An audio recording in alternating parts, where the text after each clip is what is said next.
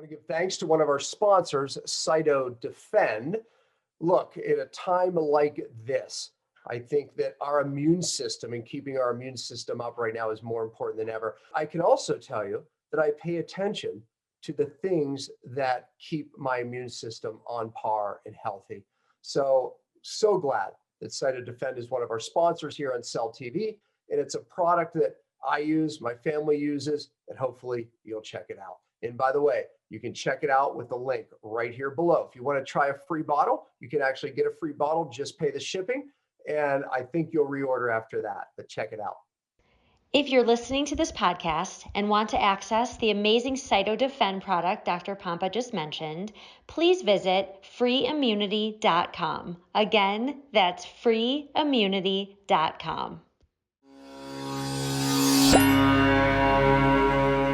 Hi, everyone. This is an episode for so many of Dr. Pompa's audience. You all know that autoimmunity is when the body's immune system attacks itself. So if you're unsure why you still have symptoms, could it be autoimmune? From eczema to celiac, type 1 and 2 diabetes, hashimotos, leaky gut, lupus, IBS, all autoimmune related. In fact, autoimmunity is one of the fastest growing epidemics on the planet, and most people just live with it or spend thousands on solutions that don't help them improve or might even make them worse. Dr. Pompa, welcome today. You have always said when you get to the cause, your body can heal. And you have an amazing analogy that you call the three-legged stool. I want you to share more about that with our audience today. Yep. So what is the three-legged stool? Let's start with the name. First of all, what does that even mean? And why is this so important? Yeah, just a word on the autoimmune intro. So many people watching this, like me, when years and years ago, they just have bizarre symptoms, right? They're not sleeping. They know their hormones are disrupted, anxiety, brain fog, don't have energy for the day, need caffeine, or whatever it is. It's like, most often it's your own body causing that mischief. It's, hence the word autoimmune. But, so most people, you might look at this name and say, oh, this show's not for me. It's autoimmune. No, it's because most people don't know they have it. And the testing doesn't show it because it's not until you get the big thing in the test, which is 20 years down the road, then you get the diagnosis of, lupus or rheumatoid arthritis. But, the three-legged stool is, it is that analogy of why we have this explosion of people who have unexplainable illness or getting sick, can't get well. What's going on? How did I get here? Right? And everybody, human wants it to be that one thing, right? It's like, and they definitely want the cause to be that, and they want the answer to be that too, right? And I mean, this, right? I mean, every Tuesday we train our doctors and we have seminars, and I teach a multi-therapeutic approach to this multi-therapeutic problem, right? Yes. So it's like not one thing, but it's this clever way. And I always never want to take credit for it because, God literally allowed me to go through certain things to discover it. But it's putting these things together, and we'll talk about that on the show. That is the magic. It's the answer. I mean, it's how I got my life back, and thousands of others. But the three-legged stool gives life to that whole concept. It gives life to the why you got sick, and it gives great explanation to how to get the heck out of this situation, the solution. So with that said, I think most people, and that's the question you asked, what is the three-legged stool? It's the analogy, right? All the legs have to be there. And if they're not, one of the legs isn't there, it falls over. So meaning that there's three, if we start with cause, right? There's three main things that happen to why all of a sudden you don't feel well, can't figure it out, right? Or you get the diagnosis, whatever it is. And again, it could be cancer, it could be other diagnoses, but the fact is it's not one thing that everyone's looking for. It's typically three things that happen. And when that happens, boom, that's it. So when we look at cause, we look at absolutely, this perfect storm of stressors that come together, right? And it's not just one stress. Once again, it's typically three stressors that come together, whether it be physical, chemical, or emotional, or two chemical, moldy home, heavy metal toxicity, this emotional thing that happens, boom, perfect storm happens, triggers your gene of susceptibility, And all of a sudden, what the heck happened in my life, right? Sounds familiar. So when we look at the stool, I actually drew it ahead of time just so I didn't have to bore everybody. But there is my stool. There was a day where I didn't draw the middle leg shorter, so you could see it was actually three-dimensional, but my art has gotten better.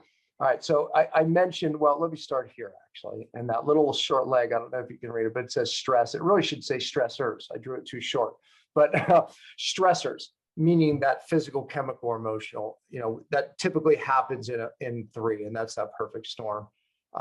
If you remember the movie, George Clooney, did you actually see that movie? The Perfect Storm? Yes. Yeah. Long time ago. Yeah. Okay, yeah, because it was an 80s movie. That's why but it was a great movie that really portrayed that well. It's a real thing, right? The three storms come together, not two. If two storms merge, it's a bad storm. When three storms come, it's catastrophic. And that's exactly what happened in that movie, right? So that's what happens. But that three stressor comes together, and what happens is you end up getting a gene that gets triggered. And once that happens, now it's tough because your body's expressing an illness. Now, the old days, we used to think, okay, you just had a thyroid condition because your mother did or father, but it's not true. Those genes are triggered. But what triggers them? Stressors, physical, chemical, or emotional, but more specifically, it's the perfect storm. So the gene gets triggered. Now, when you understand genetics, you can't not talk about the microbiome, at least in today's science, meaning the bacteria in our gut actually interplay with our genes. So we know that when certain bacteria are in too low a number, or the diversity decreases of these bacteria, now we're susceptible to getting genes turned on. So again, it's a causative factor. We know the gut today is playing a big role in autoimmune disease and all these conditions. However, I'll make this argument in a little bit, the way we're approaching the gut is all wrong. It's not what you think. I'll just leave it to that. But I just want you to know this, that the bacteria in the gut also play into the genes. Now, I said this is why people are getting sick, right? But it's also the answer. So, and I'll quickly, then I'll let you ask questions, but the 5 R's is my roadmap of how we fix and detox the cell. That is really the magic for turning off bad genes. And if you look at Bruce Lipton's work, and he talks about the cell membrane, which is R2, regenerating the cell membrane. And we don't have to get into all the R's specifically today, but they all mean something at the cell. It's what happens to so many people today, that their membrane gets disrupted. The cell energy, which is R3, gets disrupted. Inflammation of the cell membranes gets disrupted. That's R4. Methylation gets disrupted, which affects detox, and genetics. That's R5. So when we look at the DNA, we can't not have a solution. The solution is this 5 R's that I put together some years ago. The stressors, removing them, is obviously part of the solution. The biggest one that most people do wrong, incorrectly, or don't identify is the neurotoxic component. That's where cellular detox comes in. So if I just put CD for cellular detox, that is the answer for this leg of the stool. And then the microbiome, the answer you would think might be, oh, all the gut work. I've watched all the summits on the gut, and it's these bacteria, and take this and do that. Well, it's not so simple. You'll see that the answer is these ancient healing strategies that I teach. Changing your diet, forcing change. Most people are stuck on the same diet that worked for them, and I'll put quotes around. Forcing dietary change, fasting, feasting, feast, famine, cycling. And really a premise that is known in science called hormesis. And I taught my last seminar on it. But hormesis means if we add a stress to the body, the innate intelligence, and in this case, the gut, we actually can create diversity and change the microbiome. So I'm just going to put ancient healing here. And it's too long, but I should have just put AH, or ancient healing, as abbreviation, as the strategies that we use to actually change the microbiome. We specifically do detox at the cell, and we approach the cell with a logic of what's broken in the cell. This is what I call a multi, and I'll do it this way. I can't write like that. Okay, MTA. That's what I abbreviate to what I teach, a multi-therapeutic approach. And the approach means that you can't just take certain supplements. You can't just do things for your genetics. You can't just run fancy tests. You can't just detox with a sauna, a colonic, a foot bath, that 30-day cleanse, whatever it is. Wish it were so easy, not true. Oh, and you can't just take probiotics, not so easy. Most people are doing one or two of those approaches, but the fact is, putting it all together in this multi-therapeutic approach addresses the three-legged stool of why you're getting sick. Getting to the cause is the key. That's important to know, because a lot of people, contact us and they want to address the hair loss or the skin rash or the leaky gut. And they're like, what could I take for that? What could I take to make my gut better? What could I take to make my skin clear up or make my hair grow back? And there really is no one thing you can do. It's a multi-therapeutic. That is such a great, because you every day talk to those people, right? And they do, they have that one big complaint. They want the one solution. And again, if it were only so, easy, most hair loss is hormone related. Yes, it could be deficiency related, but today, typically not hormone related, autoimmune related most of the time. And again, without the diagnosis, just unknowing that your body's own immune system is attacking the hair follicle. Or it could be your own immune system attacking thyroid receptors, not diagnosed with hashimotos, which is autoimmune, but yet it is autoimmune and it's affecting the thyroid, which affects the hair or the skin, right? So typically, again, people aren't going upstream far enough, to realize, oh, it's this, and even with, you said that like a lot of people call in, I just want to fix my gut, because there's this massive attention, even different than 5 years ago, right? It's the gut. But I think one of the big mistakes too is they're forgetting this. The brain, this is the first brain. The gut is called the second brain.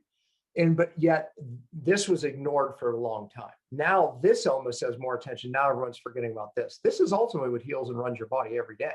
So when you're looking at fixing the gut, most often you will not fix the gut until you approach what's going on in the brain. Neurotoxins, they make their way to nerve tissue, the brain being the most important of all. It's where you're housed, the innate intelligence in your body. That's where healing is. Everything operates from here down, above, down, inside out. And that's where health comes from. The approach in medicine has always been outside in, where we're going to give you something. And I fear to say that the approach in functional medicine now is outside in, instead of, wait a minute, the body can heal. But when the brain is poisoned, I will argue you'll never fix your gut. You won't turn off your autoimmune. You won't change your genes. And all of that is impossible until you actually get this back up on board. And most of the neurotoxins affect it, whether it be mold, whether it be heavy metals, or even these infections that I talk so much about. They cross the blood-brain barrier. They drive inflammation and toxicity of the brain. So many people listening to this are going, why aren't I better? It's because your brain's still neurotoxic. And that's a big part of my multi-therapeutic approach. Absolutely. And you can't heal things in order that you want, right? Your body, your innate intelligence dictates what needs to be healed first. Sometimes it's things you don't even see. So you might not feel like you're necessarily getting results quick enough, but it could just be a lot of internal things happening before the external things, get better. So no, exactly. And one of my phases in the detox that I teach is the brain phase. And I always say we work to get to the brain phase, and then it's years, not months. Getting the neurotoxins, nerve toxins out of the brain is a system you learn. And it's different for everybody. The doses, the cycle lengths, the chelators, all of it. And that's obviously a lot, of, if you've been following me for years, of what I teach. And most people do it wrong, unfortunately. And that's my passion. And again, I'm not saying look, the only reason I know it is because I've been through it. Yeah. And I can tell you in helping many, many people around the world, coaching them through their challenges, I can tell you, number one, they typically, if you're someone listening that's not feeling well yet, or at least not lasting, right? You feel a little better, but you're still not well. You still have an upstream cause somewhere. And most likely it's in the brain. Most likely you didn't do something long enough to matter, or you didn't identify it, a stressor that's still there. So these people listening who feel like they're identifying with this, do they need a diagnosis? Do they need to take a bunch of tests to tell them that this is the right approach? Or what is the first thing somebody should do, to know that this is right for them? Yeah, I mean, that's a great question because, I think that testing can be a big pitfall. For example, people go, okay, you mentioned heavy metals. Let me do a heavy metal test. Well, look, we both know that we've been doing this long enough, you and I both, that there's no perfect heavy metal test, meaning that most mercury it goes right into the brain and the nerve tissue, and we don't see it even on a challenge test. And that's the test I do like for heavy metals, where we challenge it on the tissue and look what's in the urine. It's not a blood test. It's not a hair test. And it's not just a urine test without a chelator. However, even with a chelator, challenging it out, you still don't show what's here and what's in the deep tissue. So no perfect test. So there's a pitfall there. With mold, we can do things like visual contrast tests, which is a great beginning test. There's a couple blood tests you can do, but not perfect, right? I mean, that's the problem there. Infections, there's nothing. And then I think the other caution is everybody is running into the expensive tests of testing the microbiome because there's so much so much attention there. It's not very useful at all. I wish it were, but it's not. Can you The genetic tests are so popular right now?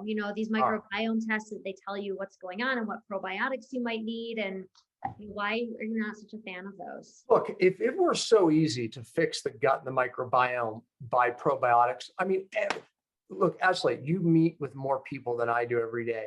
How many out of 10 are taking a probiotic? Probably 10. Yeah, I know, right? Especially the ones that come to us. So if that were the answer, then we wouldn't have this epidemic every year of more and more gut problems, right? Sure. It's not the answer.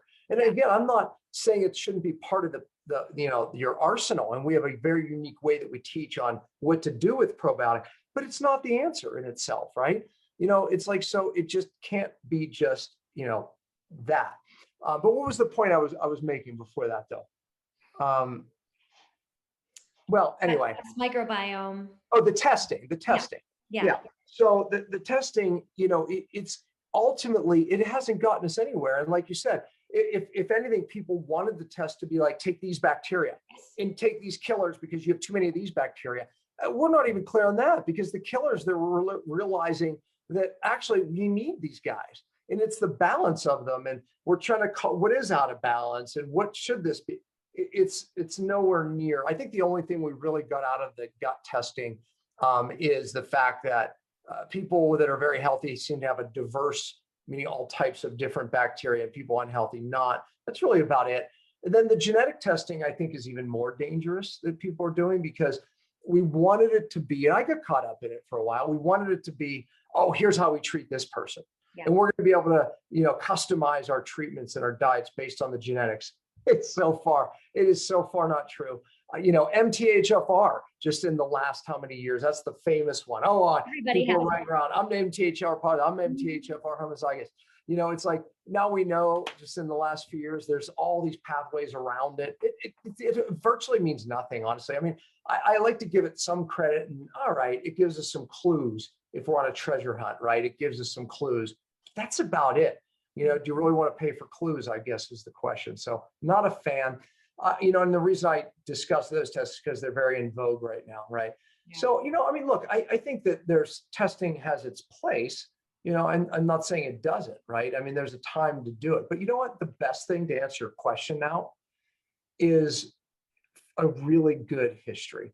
And that I train my docs on that, right? It's like if I look at these cases that other people weren't able to help, and what I did different is I really sat down with them, or at least virtually, I should say. I don't sit down with people anymore, and I listened to them for an hour and a half, 2 hours, and I got their story. Yep. And I listen and I look upstream to the actual causes, putting it together, and the history, to my point, is better than any test. And then at least from the history, then we can make some decisions whether maybe a test is appropriate. If it's going to change what I do, then I would say it's appropriate. Yes, absolutely. So, back to when someone is like, they don't have a diagnosis, but they just know that something is off. They know something is wrong. They have not been diagnosed. Their gut is a mess. Their brain, they have brain fog. They have fatigue. Their hormones might not be functioning, weight loss resistance, all of this. What should be the first thing they do, at this point? Yeah, it's a good question. I think that if you're the average American person, hey, change your diet, Yeah. right? I mean, you could pick up my cellular healing diet book Mhm. for, which is some very basic things that everyone should do. Okay, start there. Now, most of our listening audience has already done that. Would you Yeah. agree? So true. So true. So not necessarily the starting place, for them. Right. So, it is different. Look, I think that the starting place, looking back to when you got sick is a really good, place to start, and then I think working with a coach is critical, right? I mean, I think that once you get to that point, it's very difficult Absolutely. to think in yourself, right? I mean, honestly, I always say if I got sick again, one of the things I would do different, I've answered this on interviews, right? One of the things you'd do different, I said, hire a coach. My wife became my coach, meaning like, oh my gosh, you're making irrational decisions, like you just did, like, she became like my rational, and that's never good, right? I mean, it's like, but the point was that she was always thinking more rational than the doctor, because when it's emotional, right? When you're sick, you're emotional and you think you have it figured out. You think you know best, and you think and you think and you think. And the fact is you can't think yourself out, right? I mean, honestly, I think the only reason I got my life back is because God had mercy on me and he had a plan. My wife was right. God spoke to her, not audibly, but in her heart over and over again. I'm not only going to get your husband well, but he's going to take a message to the world, and that's why I'm leading him out of this. So it wasn't even for me. But I mean, I think a coach is a valuable thing. I mean, obviously that's why I'm passionate about training. Because you could be dealing with viruses, mold, candida, all kinds of things. You just don't know what to go. You can't go after everything at once. There's a system to how you have to approach the body. So a coach can definitely help with that.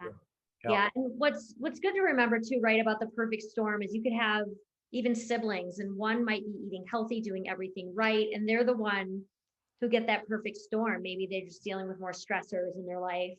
The other, sibling might have the same DNA, same genetics. They might not even eat as well. They might, have some lifestyle habits, but they're, like you use the bucket analogy a lot too. Their bucket just might not be as full.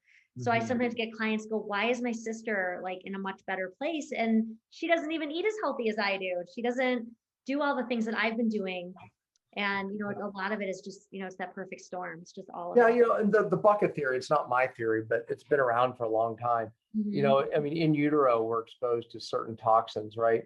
And when we're born, we start getting our good old vaccine schedules, and then maybe they let you live in a moldy house, and then you have emotional traumas, and then you start accumulating more heavy metals, even on top of what you got here in utero, right? And then one day, boom, the bucket overflows. And that's Ashley's point, right? And then what happens is the stressors accumulated, and then the gene got triggered, you see? But that bucket of stress, I like to call it the stress bucket. Once that overflowed, then the gene gets triggered. Then the symptoms start, and then people are down here for a while, sometimes starting with medications. And then, I'm sorry, I get my view here. They're down here, chasing the symptoms with medications. And then most people to learn, okay, that's not working, or they're getting more sick, right? And then they go to chasing it with natural things. And a lot of people, probably more of our viewers, are in the natural world, chasing it around, but, again, to answer your question, you asked a really good question, what would be the first thing that you would do? And I said, get a coach. But now let me expand on that, because I think the three big ones, and those of you who watch me for a while, I always talk about these three. Could it be beyond these three? Yes. But the reason I get passionate about these three is, 20 years coaching people, these are the three that I see that are not only just missed, but they're also mistreated. Okay, so what are the three? Obviously, if I start with my own story, heavy metals. When I went online, once I figured out that my brain was filled with heavy metals. Then I started looking at the contradicting information on the internet. And by the way, it's worse today than when I was, doing it, right? That was back when the internet just started. So anyway, but it was unbelievable. I mean, even today, there's so much info out there that is just false. And when it comes to detox, bad stuff doesn't go away. It's like once there's a bad thought in government, it doesn't come out. Like, right, low fat, low calorie, right? It'll always be there. You'll never, ever change it. I just threw my pen. Oh, here it is. Anyway, sorry, I just went like that and lost my pen. But it just doesn't go away. Same in natural health. These philosophies don't go away. Corella, right? All these these detox things. It's like they're still out there, and it's hilarious to me. But if I didn't go through what I went through, I wouldn't have discovered where the actual truth lies. So in heavy metal toxicity, a lot of bad, crazy stuff. The products out there and people will say, I've done that.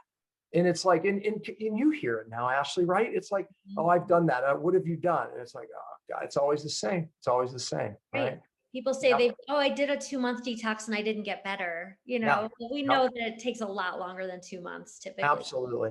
And people are, I've done that. And meanwhile, they still have amalgam fillings putting mercury into their brain. It's like, what? Right.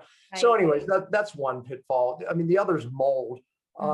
We've done a lot of shows on it because it's deadly. I mean, mold is one of those things that, listen, I'd be the first to say small amounts of mold, I'd argue it's good for you. In your shower, if someone's seeing a little mold in their shower, should they be freaking out? Right. Even, walking into a moldy building, if you're healthy, arguably, hey, a little mold helps your microbiome and it's actually healthy. That's my attitude now. It's like, hey, mold's good for me. It's not going to bioaccumulate for one. Right. Yeah. Building. Yeah. Exactly. But again, because everyone always like, well, the mold's everywhere. They're right. But when you're living in a amplified moldy building, it changes everything. We're not as human. We're meant to be around mold as humans, and arguably it's good for you. But we're not meant to be in a building with one species of mold being dominant, like Stachybotrys or another one. And then all of a sudden it triggers the brain to protect itself. And now you're in this massive inflammatory state. So I would say mold is always, missed in some respects because people go, I don't see mold. It's like, well, it's behind your wall. Of course, right? Yeah. And then, of course, there's a very specific strategy to get rid of it. And then the last one is hidden infections. I would say this is the one that's missed the most, right? Because these hidden infections most often are here, and people had wisdom teeth or teeth extracted, and they have something called a cavitation. Look, the test you can take that you should is called a cone beam, CONEBEAM. It's a 3D scan of the jaw. You don't see these things on X-ray. That's why they're missed by most dentists. And most dentists aren't trained in identifying them on cone beam, or they don't even know about it. And they definitely don't know what to do to get this infection out safely, or even post-surgery to get it out safely. But actually, how many people do we see that are just so sick? Autoimmune won't turn off because of one of these infections. Absolutely. Right? Yeah. And a lot of dentists, like you said, are just not skilled at identifying them, or they'll tell them, I did an X-ray and I didn't see any infections. And it has to be a cone beam. There's nothing else. And then their dentist will order them a cone beam, and then they take it to the dentist. He looks at it as a plain film, or he doesn't even know what he's looking at because you need special software. Yeah. So you definitely have to. Episode 274, right? That's I interviewed Dr. Jerry Curatola about cavitation.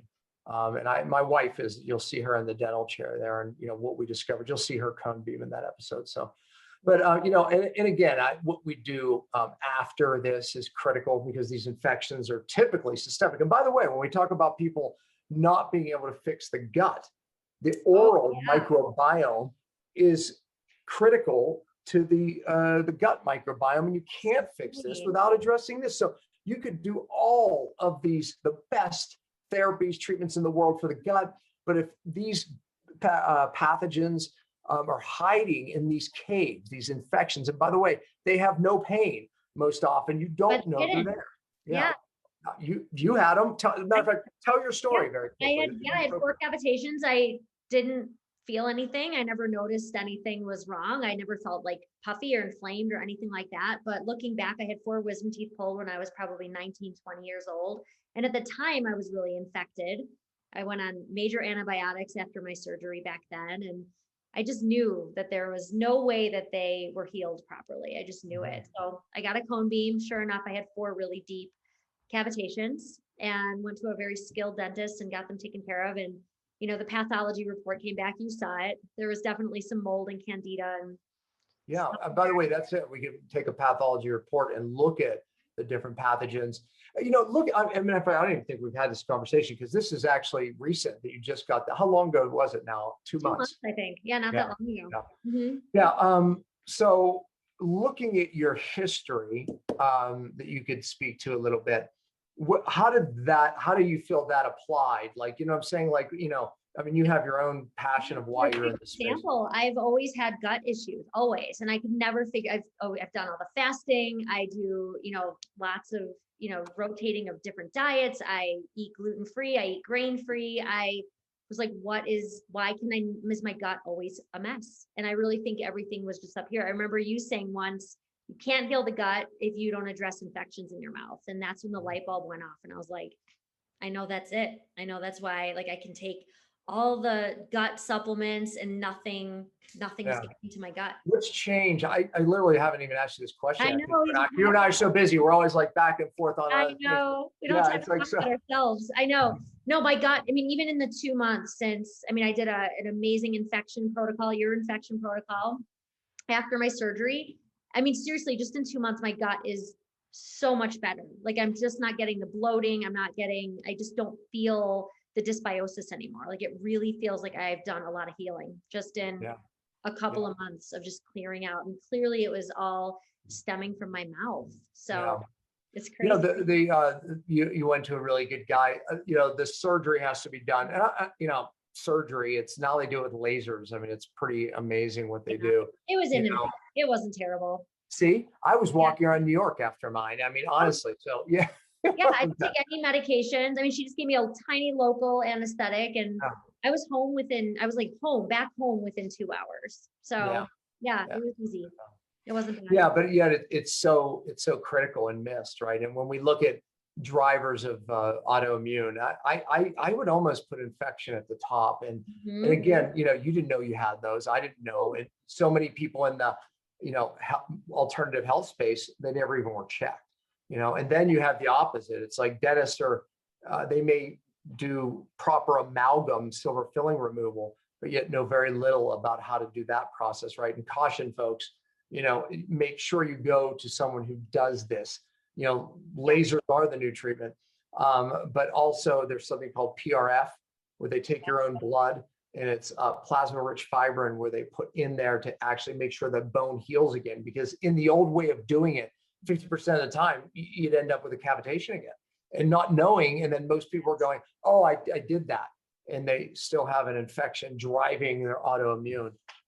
So big. And then post, you have to know what you're doing post, because these bacteria can go systemic.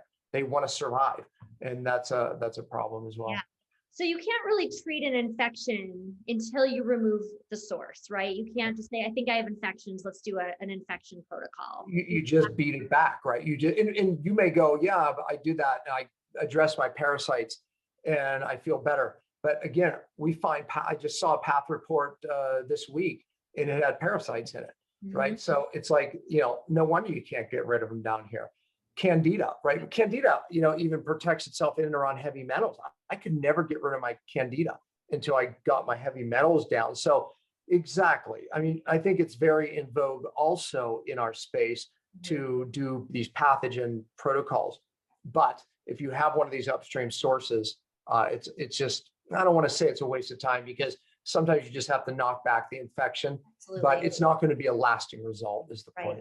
Absolutely. Even, and we've had full episodes about this, but even breast implants too, right? Like, you can have a lot of fungus and mold in your breast implants and infections.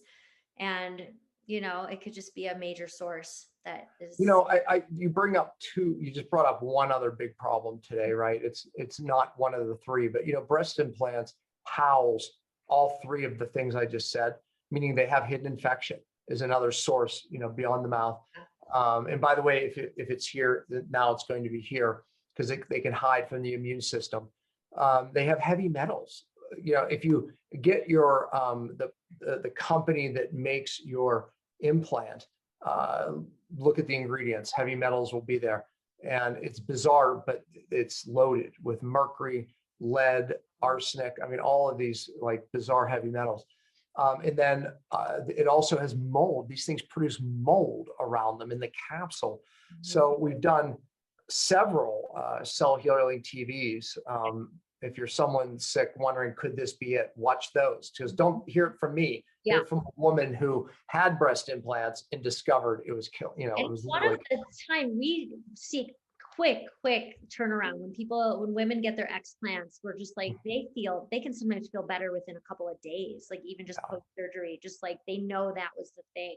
It's remarkable. It's like cavitation too. Some people have that immediate response in the chair. Some people have, right? And likewise with breast implants, some people like on the recovery table or like they start having their period again. I mean, it's like, these breakthroughs happen. No, not always though. Sometimes until we get down the road, because they have so much bioaccumulated toxin, until we get down the road with getting the toxins out of the deep tissue, until they get their life back. But sometimes when you just remove a source, get out of a moldy home, whatever it is, you just immediately take that step of like, oh my gosh, I'm reconnected to my body again. But by the way, this is, I think, the problem even with alternative healthcare today is that they're not looking for cause. They're doing all the expensive fancy tests, putting people on more supplements. But it's like, we didn't get our life back by, taking supplements. I mean, again, I'm not knocking supplements. I give them for goodness sakes. But the point is it's about the cause, isn't it? Absolutely. Absolutely. And something to remember too, I think, there are things you might make some progress. You might have like the right kind of surgery, or you might remove some sort of source, and you might start to feel a little bit better. But detoxing, healing isn't linear, right? You're not going to just start feeling better and better and better. There's definitely a zigzag as you reach your goal. And so, doing your multi-therapeutic approach, you're never going to create new issues by going through your healing protocols, but you might expose existing issues, right? Things that have like candida and other things that have been hiding. So you might, uncover things as you're healing along the way. And then you have to address those too. Absolutely. Yeah, and I think you're right though. It's like when we look at all of the things people are doing to get their life back, I would say most people are saying, I changed my diet, I'm still not well. All right. Okay. Well, I always say that the perfect diet today, most people's conditions won't get you well. You might not get well without a perfect diet, and whatever we call perfect diet, because I preach diet variation. But the point is that diet change, yes, important, but it's not enough today. In the old days, it was like, that's how people would lose weight. That's how people would help their, XYZ symptom or condition. But today it's not enough because the level of neurotoxicity, and something else has happened in our environment. I would say two more things have happened in our environment. That's why this is the case. Okay. Number one, people aren't getting to the cause, and we just discussed that. But there's some other complicating issues. EMFs today, the electromagnetic fields and this introduction is new to our body. And again, I believe our bodies one day will adapt to the level, right? But the point is that right now, it's just that extra stressor. Now, again, think about what I said. Is EMF affecting you? Maybe not. But when your bucket is almost full or overflowing, now EMF becomes that like, okay, it's one more stress that your body should adapt to, but it's not, right? So it's the inability to adapt to stress that once your bucket is full, that you now becomes the issue. So once your bucket gets like this, now you don't even adapt to emotional stress anymore. Even physical stress, when you start doing hard workouts, you're wiped out for days, or EMF. All of it's stress to your cells that your body, if it adapts to, you get stronger. It's better. But if you don't, you get weaker and you end up more sick, right? So EMF, and there's more and more science around these infections. Why so many people now are being affected by infections? We believe it is this EMF connection. Now, if you have silver fillings or metal in your mouth, this is now an antenna to electromagnetic frequency. And these infections can literally survive and hide there from your immune system that's avoiding this thing. So the EMF has made this infection problem worse. It's made people just even, one more step into the perfect storm. And there's one more problem today, glyphosate. It's a chemical being sprayed on our food supply that, according to studies, is allowing these neurotoxins that we've been speaking about to cross deeper into the brain. If you have infection, it becomes a bigger problem. Heavy metals, 2012 study, Stephanie Seneff showed that glyphosate opens up the blood-brain barrier and these toxins go right into the brain. And that's why I said in the beginning, if we don't get the neurotoxins out, we don't fix this, we don't fix us, right? So EMF, glyphosate, in these hidden sources, this is why America, the world, is so sick. Oh, now we add another component of what's going on today. And at the risk of getting this shut down, right? If you're someone who is questioning, getting the, I'm not going to say it because I don't want to get it shut down. We'll just say a jab or something of that sort. Yeah. Okay. We know what you mean. Yeah. Do your homework, because we're altering immunity. We're altering the way the human body's immune system works. And when you violate that, I'm telling you, not yet, but the experts are saying what's going to happen a year from now could be catastrophic. And autoimmune could go to a level that could change humanity. That's what's disturbing. It is. It is. It's scary. And we are so blessed to have you because we need this information now more than ever. So yeah. Well, thank you so much, Dr. Pompa. This has just been really helpful. It's always good to kind of just go back to just your core of just your amazing knowledge and what, where everything stems from that you do.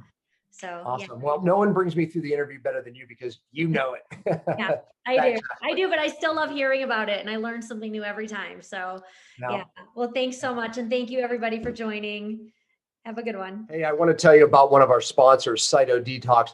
Look, podcasts cost money. There's a lot of production going around this, but we are grateful to have Cyto Detox as one of the sponsors. It's so easy for me to talk about the product because myself and my family use it constantly as we practice what I preach. For over 15 years, I've talked about and taught doctors and the public about cellular detox.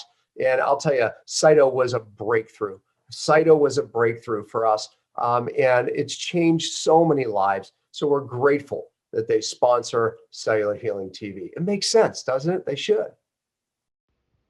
If you're listening to this podcast and want to access the amazing Cyto Detox product Dr. Pompa just mentioned, please visit detoxoffer.com. Again, that's detoxoffer.com. Well, that's it for this week. The materials and content within this podcast are intended as general information only and are not to be considered a substitute for professional medical advice, diagnosis, or treatment. If you would like to purchase some of the supplements mentioned on this show, please visit the site as seen on CHTV.com and use the code CHTV15 for 15% off. Again, that's as seen on CHTV.com. Use the code CHTV15 for 15% off. And as always, thanks for listening.